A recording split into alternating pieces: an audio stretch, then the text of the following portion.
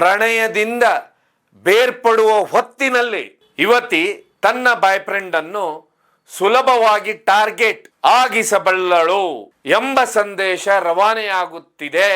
ಕರಿಮಣಿ ಮಾಲೀಕ ನೀನಲ್ಲ ಅನ್ನೋದು ಒಂದು ಕಡೆ ಒಂದು ರೀಲ್ಸ್ ದೊಡ್ಡ ಮಟ್ಟದಲ್ಲಿ ಸದ್ದು ಮಾಡಿದ್ರೆ, ಇನ್ನೊಂದು ರೀಲ್ ಜ್ಯೂಸ್ ಚಾಲೆಂಜ್ ರೀಲ್ಸ್ ಏನಿದೆ ಇದು ಒಂದು ಸದ್ದಾಯ್ತು ಅನ್ನೋದು 2022 ಕೇರಳದಲ್ಲಿ ನಡೆಯುತ್ತೆ ಅಕ್ಟೋಬರ್ ತಿಂಗಳಲ್ಲಿ.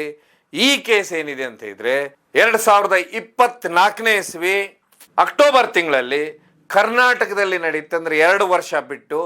ಮಾನ್ಯ ವೀಕ್ಷಕರೇ, ಅಳಿದು ಉಳಿದವರು ಕಂಡಂತೆ ಸ್ವಾಗತ ಸುಸ್ವಾಗತ. ಇವತ್ತು 2 ಅಂತ ಹೇಳಿದ್ರೆ ಘಟನೆಗಳು ಅಕ್ಟೋಬರ್ ತಿಂಗಳದಲ್ಲೇ ನಡೆದಿರುವಂತಹದ್ದು. ಅದರಲ್ಲಿ ಒಂದು ಘಟನೆ 2022 ಅಕ್ಟೋಬರ್ ತಿಂಗಳಲ್ಲಿ ನಡೆಯುತ್ತೆ. ಅದರಲ್ಲಿ ಒಂದು ತೀರ್ಪು ಬರುತ್ತೆ. ಈ ತೀರ್ಪನ್ನು ನೀವು ನೋಡಿರ್ತೀರ. ಅದು ಯಾವುದು ಅಂತ ಹೇಳಿದ್ರೆ ಕೇರಳ ಕೋರ್ಟಿನಿಂದ ಬಂದಂಥ ತೀರ್ಪು. ಇದರಲ್ಲಿ ಗಿರೀಶ್ಮಾ ಅನ್ನೋ 24 ವರ್ಷದ ಹುಡುಗಿಗೆ ಮರಣದಂಡನೆ ಆಗುತ್ತೆ. ಈ ಘಟನೆಯಲ್ಲಿ ಉಲ್ಲೇಖಿಸಿದಂಥ ವಿಷಯಗಳು ನೋಡಿಬಿಟ್ರೆ ತುಂಬ ಆಶ್ಚರ್ಯ ಆಗುತ್ತೆ.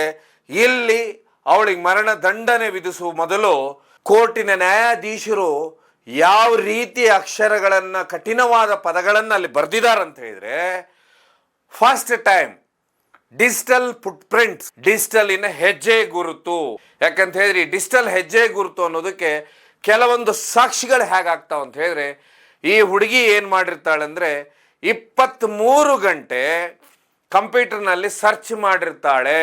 ಏನು ಪ್ಯಾರಾಸಿಟಮೋಲ್ ಕೊಟ್ಟರೆ ಈ ಟ್ಯಾಬ್ಲೆಟ್ನ ಎಷ್ಟು ಪ್ರಮಾಣದಲ್ಲಿ ಕೊಟ್ಟು, ಯಾವ ರೀತಿ ಕೊಟ್ಟರೆ ಯಾವ್ಯಾವ ರೀತಿ ಬಹು ಅಂಗಾಂಗಗಳು ವೈಫಲ್ಯ ಆಗುತ್ತೆ, ಆಮೇಲೆ ಸಾಯೋನು ಯಾವ ರೀತಿ ನರಳಾಡಿ ಸಾಯ್ತಾನೆ, ಆಮೇಲೆ ಎಲ್ಲಿವರೆಗೆ ಅಂತ ಹೇಳಿದ್ರೆ ಇವಳು ಯೋಚನೆ ಮಾಡಿಬಿಟ್ಟಿರ್ತಾಳೆ ಅಂತ ಹೇಳಿದ್ರೆ ಆ ವ್ಯಕ್ತಿ ಸಾಯುವಾಗ ಅವನು ಏನು ತಿನ್ನಲೂಬಾರ್ದು, ಆಮೇಲೆ ಅವನು ನರಳಿ ನರಳಿ ನರಳಿ ಸಾಯಬೇಕು ಅನ್ನುವಂಥ ಏನು ಒಂದು ಅವಳ ಯೋಚನೆ ಹೇಳುತ್ತೆ ಅವ್ರ ತಲೆಯಲ್ಲಿ.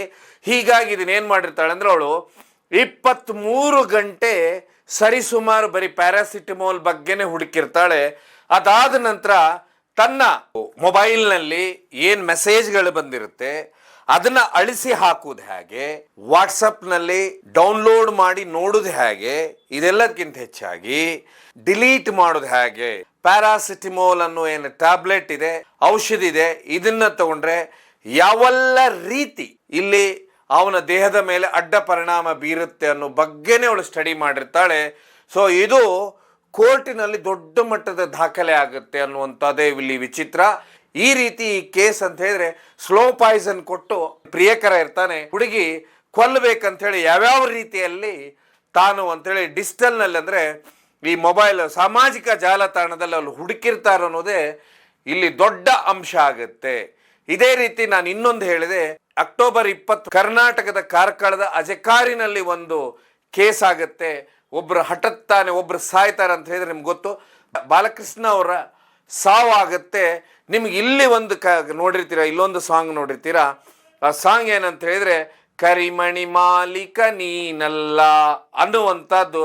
ಈ ಸಾಂಗ್ ಬಂದರೆ ಇದೇ ಗಿರೀಶ್ಮಾ ಏನಿದ್ದಾಳೆ ಇವಳು ಮತ್ತೆ ಶರಣ್ ರಾಜ್ ಇದರಲ್ಲಿ ಅಂದರೆ ಜ್ಯೂಸ್ ಕುಡಿಯೋತ್ತಿಗೆ ಏನು ಪ್ಯಾರಾಸಿಟಮೋಲ್ ಹಾಕಿರುವಂಥದ್ದು ಜ್ಯೂಸನ್ನು ಮಿಕ್ಸ್ ಮಾಡಿ ಕೊಡುವತ್ತಿಗೆ ಅವನು ತಗೊಳ್ಳೋ ಹೊತ್ತಿಗೆ ಜ್ಯೂಸ್ ಚಾಲೆಂಜ್ ಅನ್ನುವಂಥದ್ದು ಸುಮಾರು ರೀಲ್ಸು ವೈರಲ್ ಆಗಿರುತ್ತೆ ಈ ಇಬ್ಬರು ಜೋಡಿದು.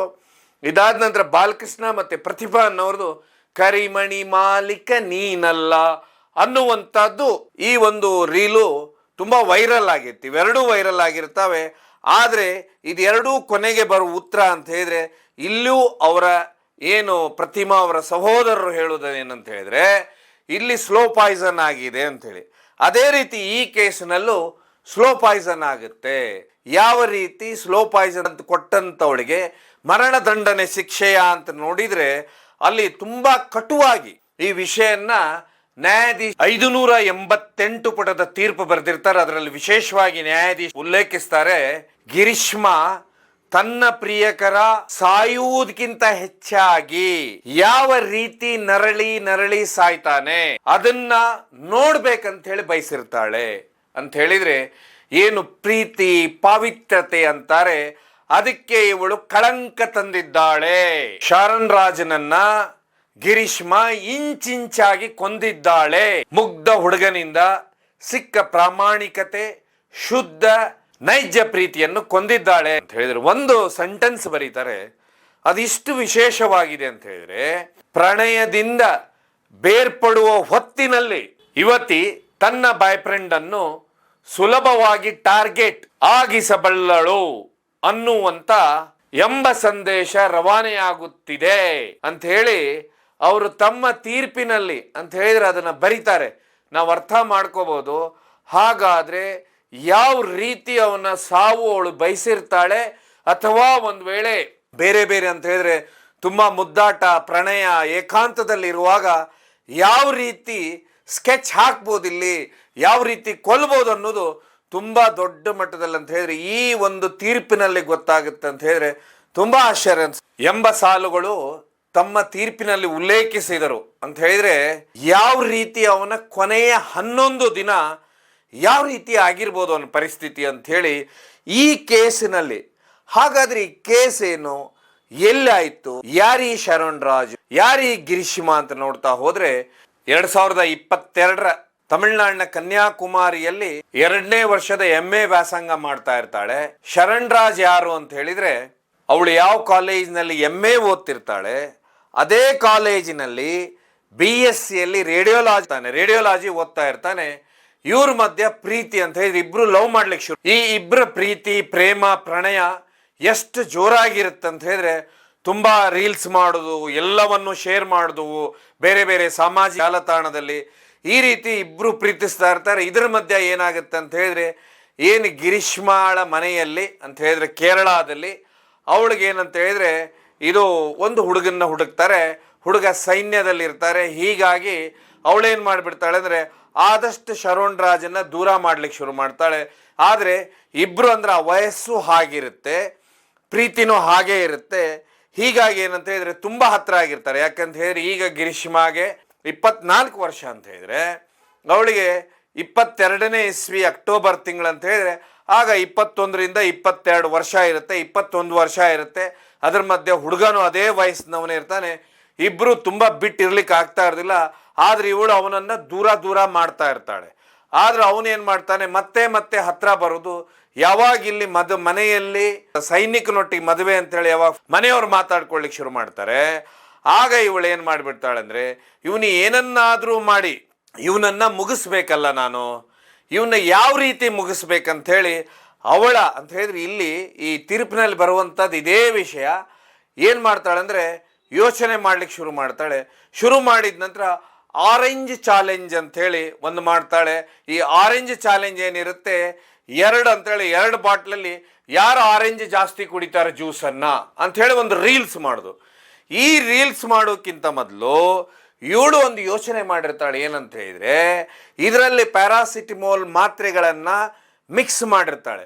ಮಿಕ್ಸ್ ಮಾಡಿದಾಗ ಏನಾಗುತ್ತೆ ಅಂತ ಹೇಳಿದ್ರೆ ಇವಳು ಏನೋ ಒಂದು ಜ್ಯೂಸ್ ಕುಡಿತಾಳೆ, ಅದು ಪ್ಲೇನ್ ಆಗಿದ್ರೆ ಇವನ ಜ್ಯೂಸು ಅಲ್ಲಿ ಆರೆಂಜ್ ಜ್ಯೂಸಲ್ಲಿ ಪ್ಯಾರಾಸಿಟಮೋಲ್ ಮಾತ್ರೆ ಇರುತ್ತೆ. ಹೀಗಾಗಿ ಇವನು ಸ್ವಲ್ಪ ಕಹಿ ಇದೆ ಅಂಥೇಳಿ ಇದು ಚಾಲೆಂಜ್ ಬೇಗನೆ ಕುಡಿಬೇಕಂತೇಳಿ ಅಲ್ಲಿಂದ ವಿಡಿಯೋ ಆನ್ ಮಾಡಿರ್ತಾರೆ, ಅಂದರೆ ಮೊಬೈಲ್ನಲ್ಲಿ ರೀಲ್ಸ್ ಮಾಡೋದಕ್ಕೆ. ಹೀಗಾಗಿ ಸಡನ್ನಾಗಿ ಅವನು ಎತ್ತಿ ಕುಡಿತಾನೆ. ಆಗ ಏನಾಗುತ್ತೆ ಅಂದರೆ ಕುಡ್ದಾಗ ಏನಾಗುತ್ತೆ ಅವನಿಗೊಂಥರ ಒಗರು ಅನಿಸುತ್ತೆ. ಅದಾದ ನಂತರ ಅವನು ಉಲ್ಟಿ ಮಾಡ್ತಾನೆ. ಉಲ್ಟಿ ಮಾಡಿದಾಗನು ಅವನಿಗೆ ಅಲ್ಲಿ ಏನಂತ ಹೇಳಿದ್ರೆ ಒಂಥರ ಸುಸ್ತು, ಉಲ್ಟಿ ಎಲ್ಲ ಆಗುತ್ತೆ.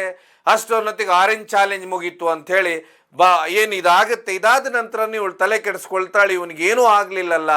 ಯಾಕಂತ ಹೇಳಿದ್ರೆ ಒಂದು ವೇಳೆ ನಾನು ಅಂತ ಹೇಳಿದ್ರೆ ಏನು ಅವಳು 23 ತಾಸು ಈಗ ಪ್ಯಾರಾಸಿಟಮೋಲ್ ಏನೇನು ಮಾಡಬಲ್ಲದು ಅನ್ನುವಂಥದ್ದು ಅವಳು ಹುಡುಕಿರ್ತಾಳೆ. ಹುಡುಕಿದಾಗ ಇವನಿಗೆ ಬರೀ ಉಲ್ಟಿ ಆಯ್ತಲ್ಲ ಅನ್ನುವಂಥದ್ದು ಅವಳಿಗೆ ಮತ್ತೆ ತಲೆ ಕೆಡುತ್ತೆ. ತಲೆ ಕೆಟ್ಟಾಗ ಏನು ಮಾಡಿಬಿಡ್ತಾಳೆ ಅಂತ ಹೇಳಿದ್ರೆ ಮತ್ತೆ ಅವನ ಹತ್ರ ಮಾತಾಡ್ತಾ ಕೆಲವೊಂದು ಪ್ರಣಯದ ವಿಷಯ ಅದು ಇದು ಅಂಥೇಳಿ ಎಲ್ಲ ಮಾತಾಡ್ತಾ ಇರುವಾಗ ಅವಳು ಇರುವಂಥದ್ದು ಕೇರಳದಲ್ಲಿ, ಓದ್ತಾ ಇದ್ದಂಥದ್ದು ಕನ್ಯಾಕುಮಾರಿಯಲ್ಲಿ. ಕೇರಳಗೆ ಕರೆಸ್ಕೊಳ್ತಾರೆ. ಕರೆಸ್ಕೊಂಡಂಥವಳು ಅದರಲ್ಲಿ ಅವಳು ಮನೆಗೆ ಕರೆಸ್ಕೊಳ್ತಾಳೆ. ಮನೆಗೆ ಕರೆಸ್ಕೊಂಡಾಗ ಏನು ಮಾಡಿಬಿಡ್ತಾಳೆ ಅಂತ ಹೇಳಿದ್ರೆ ಈ ಕಷಾಯದ ಥರ ಏನು ಆಯುರ್ವೇದಿಕ್ ಥರ ಕಷಾಯ ಇರುತ್ತೆ, ಇದರಲ್ಲಿ ಏನಂತ ಹೇಳಿದ್ರೆ ಕೀಟನಾಶಕ್ಕೆ ಹೊಡೆಯುವಂಥ ಔಷಧಿ ಇರುತ್ತೆ, ಅದನ್ನೇ ಮಿಕ್ಸ್ ಮಾಡಿಬಿಡ್ತಾಳೆ. ಮಿಕ್ಸ್ ಮಾಡಿದ ನಂತರ ಏನಾಗುತ್ತೆ, ಇವನು ಕುಡಿತಾನೆ. ಕುಡ್ದಾದ ನಂತರ ಇವನಿಗೆ ಏನಂತ ಹೇಳಿದ್ರೆ ಪೂರ್ತಿ ಇವನು ಉಲ್ಟಿ ಎಲ್ಲ ಶುರುವಾಗುತ್ತೆ. ಅದಾದ ನಂತರ ಇವನು ಆಸ್ಪತ್ರೆ ಸೇರ್ತಾನೆ. ಆಸ್ಪತ್ರೆ ಸೇರಿದ ಕೂಡಲೇ ಅಲ್ಲಿ ಇವನ ಅಂತ ಹೇಳಿದ್ರೆ ಎಂಟೈರ್ ಅಂತ ಹೇಳಿದ್ರೆ ಕಿಡ್ನಿ ಫಸ್ಟ್ ಫೇಲ್ಯೂರ್ ಆಗಿಬಿಡುತ್ತೆ. ಯಾಕಂತ ಹೇಳಿದ್ರೆ ಇವನು ಮೊದಲೇ ಏನು ಪ್ಯಾರಾಸಿಟಮೋಲದ ಜ್ಯೂಸಲ್ಲಿನೂ ಕುಡಿದು ಬಿಟ್ಟಿರ್ತಾನೆ. ಅದಾದ ನಂತರ ಇವನೇ ಅಂತ ಹೇಳಿದ್ರೆ ಇಲ್ಲಿ ಯಾವಾಗ ಕೀಟನಾಶಕವನ್ನು ಅಂತ ಹೇಳಿದ್ರೆ ಆಯುರ್ವೇದಿಕ್ ಸೆಂಟೆಡ್ ಅಂತ ಹೇಳಿದ್ರೆ ಅಲ್ಲಿ ಸುಮಾರು ವಿಷಯಗಳು ಬರ್ತಾವೆ. ಅಂತ ಹೇಳಿದ್ರೆ ಬೇರೆ ರೀತಿ ನಾವಿಬ್ಬರು ಏಕಾಂತದಲ್ಲಿರುವ ಅಂಥೇಳಿ ನಾವಿಬ್ಬರು ಒಟ್ಟಿಗೆ ಇರುವ ಅನ್ನೋಂಥ ಸುಮಾರು ವಿಷಯಗಳು ಅಲ್ಲಿ ಇದ್ರೂ ಇರ್ಬೋದು. ಹೀಗಾಗಿ ಅವನೇನು ಮಾಡಿಬಿಡ್ತಾನಂದರೆ ಅದನ್ನು ಕುಡಿತಾನೆ. ಮತ್ತು ಅದೆಲ್ಲದಕ್ಕಿಂತ ಹೆಚ್ಚಾಗಿ ಅವನು ಅವಳನ್ನು ವಿಪರೀತವಾಗಿ ಪ್ರೀತಿಸ್ತಿರ್ತಾನೆ. ಅವಳು ಏನು ಕೊಟ್ಟರು ಅದು ಮಾಡ್ತಾ ಇರ್ತಾನೆ. ಹೀಗಾಗಿ ಏನಾಗುತ್ತೆ ಅಂತ ಹೇಳಿದ್ರೆ ಆ ಕೊಟ್ಟ ದಿವಸ ಏನು ಕುಡಿತಾನೆ, ಕುಡಿದಾದ ನಂತರ ಅವನಿಗೆ ಇಡೀ ಅಂತ ಹೇಳಿದ್ರೆ ಉಲ್ಟಿ ಶುರುವಾಗುತ್ತೆ. ಉಲ್ಟಿ ಶುರುವಾದ ನಂತರ ಅವನು ಆಸ್ಪತ್ರೆಗೆ ಅಡ್ಮಿಟ್ ಆಗ್ತಾನೆ. ಅಡ್ಮಿಟ್ ಆದ ಕೂಡಲೇ ಅವನಿಗೆ ಡಯಾಲಿಸಿಸ್ ಮಾಡಲಿಕ್ಕೆ ಶುರು ಮಾಡ್ತಾರೆ. ಆ ನಂತರ ಗೊತ್ತಾಗುತ್ತೆ ಇವೊಂದು ಕಿಡ್ನಿ ಫೇಲ್ಯೂರ್ ಆಗಿದೆ ಅಂಥೇಳಿ. ಇದಾದ ನಂತರ ಅವನಿಗೆ ಬೇರೆ ಬೇರೆ ಸಮಸ್ಯೆಗಳೆಲ್ಲ ಶುರುವಾಗುತ್ತೆ. ಎಲ್ಲಿವರೆಗೆ ಅಂತ ಹೇಳಿದರೆ ಅವನ ಬಾಯಲ್ಲಿ ಪೂರ್ತಿ ಹುಣ್ಣಾಗ್ಬಿಡುತ್ತಂತೆ. ಹೀಗಾಗಿ ಅವನಿಗೇನು ತಗೊಳ್ಲಿಕ್ಕೂ ಇಲ್ಲ, ಬಿಡಲಿಕ್ಕೂ ಇಲ್ಲ, ಮಾತಾಡಲಿಕ್ಕಿಲ್ಲ. ಆ ರೀತಿ ಪರಿಸ್ಥಿತಿ ಬಂದುಬಿಡ್ತಾನೆ. ಆದರೂ ಅವನು ಕೊನೆವರೆಗೂ ಏನಾಗಿದೆ ಏನಿಲ್ಲ ಅಂತ ಹೇಳು ಸತ್ಯ ಹೇಳೋದಿಲ್ಲ. ಆದರೆ ಏನು ಈ ಶರೋನ್ ಇರ್ತಾನೆ, ಇವ್ರ ಮನೆಯಲ್ಲೇ ಅವರಣ್ಣ ಆಯುರ್ವೇದ ಮತ್ತು ಈ ವಿಷಯದ ಬಗ್ಗೆ ಎಲ್ಲ ತಿಳ್ಕೊಂಡಿದ್ರಿಂದ ಇದು ಘಟನೆ ನಡೆದ ನಂತರ ಅವ್ರು ಪೊಲೀಸ್ಗೆ ಯಾವತ್ತು ಕಂಪ್ಲೇಂಟ್ ಮಾಡ್ತಾರೆ ಅಂತ ಹೇಳಿದ್ರೆ 11ನೇ ದಿವಸಕ್ಕೆ ಅವನು ಕೊನೆ ಉಸಿರು ಎಳಿತಾನೆ. ಅಲ್ಲಿ ಅವನು ಬಹು ಅಂಗಾಂಗ ವೈಫಲ್ಯ ಆಗಿರುತ್ತೆ. ಅದು ಆಗ ಅವನಿಗೆ ತುಂಬ ಹೆಲ್ದಿಯರ್ ಆಗಿರುವಂಥ ವ್ಯಕ್ತಿಗೆ ಕೇವಲ 20 ರಿಂದ 21 ವರ್ಷ ಮಾತ್ರ ಇರುತ್ತೆ.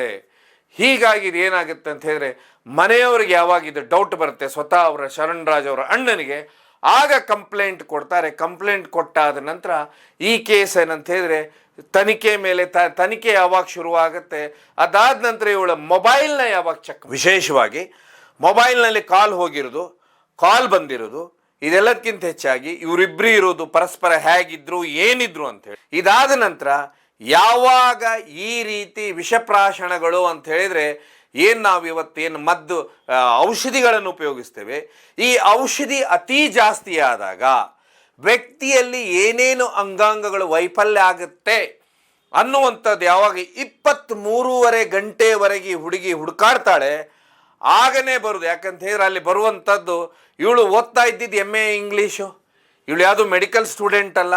ಇದೆಲ್ಲದಕ್ಕಿಂತ ಹೆಚ್ಚಾಗಿ ಇವಳು ಅದರಿಂದ ಅಂಗಾಂಗಗಳು ಹೇಗೆ ವೈಫಲ್ಯ ಆಗುತ್ತೆ, ಬೇರೆ ಬೇರೆ ನಾವು ನಾಶಗಳನ್ನು ಕೊಟ್ಟರೆ ಮನುಷ್ಯ ಹೇಗೆ ಸಾಯ್ಬೋದು, ಸಾಯುವಾಗ ಯಾವ ರೀತಿ ನರಳಾಡಬಹುದು ಅನ್ನುವಂಥದ್ದು ಏನಂತ ಹೇಳಿದ್ರೆ ಅಲ್ಲಿ ಅವ್ರ ಮೆಸೇಜ್ಗಳನ್ನ ಡಿಲೀಟ್ ಮಾಡಿದ್ದಿರ್ಬೋದು ಹೋಗಿ ಇದನ್ನೆಲ್ಲ ರಿಕವರಿ ಮಾಡಿದಾಗ. ಇದಾದ ನಂತರ ಸರ್ಚ್ ಯಾವ್ದ್ಯಾವುದು ಅಂತ ಹೇಳಿದ್ರೆ ಯಾವ್ಯಾವ ವಿಷಯಗಳ ಬಗ್ಗೆ ಇಲ್ಲಿ ಸರ್ಚ್ ಆಗಿದೆ, ಜಾಲತಾಣದಲ್ಲಿ ಯಾವ ವಿಷಯಗಳನ್ನು ಇವಳು ಸರ್ಚ್ ಮಾಡಿದಾಳೆ, ಯಾವ ರೀತಿ ಸ್ಟಡಿ ಮಾಡಿದಾಳೆ, ಯಾರಿಗೂ ಗೊತ್ತಾಗಬಾರ್ದು ಅನ್ನುವಂಥದ್ದು ಸಂಪೂರ್ಣವಾಗಿ. ಯಾಕಂದರೆ ಇವತ್ತು ಏನೇ ನಡೆದಾಗೂ ಇವತ್ತು ಮೊಬೈಲ್ ಅನ್ನೋದೇ ದೊಡ್ಡ ಎವಿಡೆನ್ಸ್ ಅನ್ನುವಂತ ಬಂದಿರುವತ್ತು. ವ್ಯಕ್ತಿ ಇಲ್ಲೇ ಇದ್ದ, ಇಲ್ಲೇ ಕೂತ್ಕೊಂಡಿದ್ದ, ಇಲ್ಲೇ ಎದ್ದ ಅನ್ನುವಂಥದ್ದು. ಈ ಕೇಸ್ನಲ್ಲೂ ಇದೆಲ್ಲದಕ್ಕಿಂತ ಹೆಚ್ಚಾಗಿ ಈ ಕೇಸ್ನಲ್ಲೂ ಬರುವಂಥದ್ದು ಮೊಬೈಲ್ನ ಡಿಜಿಟಲ್ಲಿನ ಹೆಜ್ಜೆ ಗುರುತುಗಳು ವಿಶೇಷವಾಗಿಲ್ಲ ಅಂತ ಹೇಳಿದ್ರೆ ಗಮನಿಸ್ತಾರೆ. ಯಾರಂತ ಹೇಳಿದ್ರೆ ಪೊಲೀಸರು ಮತ್ತು ತನಿಖೆ ಮಾಡೋರು. ಯಾಕಂತ ಹೇಳಿದ್ರೆ ಈ ಕೇಸ್ ಯಾವಾಗ ಮೊದಲಿಗೆ ಜಟಿಲವಾಗ್ಕೊಂಡು ಹೋಗುತ್ತೆ ಆಗ ಕ್ರೈಮ್ ಬ್ರಾಂಚಿಗೆ ಕೊಡ್ತಾರೆ. ಕ್ರೈಮ್ ಬ್ರಾಂಚಿನವರು ಇವಳ ಮೊಬೈಲ್ನ ಪಿನ್ ಟು ಪಿನ್ ಚೆಕ್ ಮಾಡ್ತಾರೆ. ಮಾಡಿದಾಗ ಏನಾಗುತ್ತೆ ಅಂತ ಹೇಳಿದ್ರೆ ಇವಳು ಸಂಪೂರ್ಣವಾಗಿ ಅಂತ ಹೇಳಿದ್ರೆ ನಾನು ಮೊದಲಿಗೆ ಏನು ಯಾವ ರೀತಿ ಇವಳು ಅವನನ್ನು ಸಾಯಿಸಬೇಕಂದಿರ್ತಾಳೆ, ಈ ವಿಷಯ ಪೂರ್ತಿ ಮನವರಿಕೆ ಆದ ಮೇಲೇ ಇವಳಿಗೆ ಗಲ್ಲು ಶಿಕ್ಷೆಯನ್ನು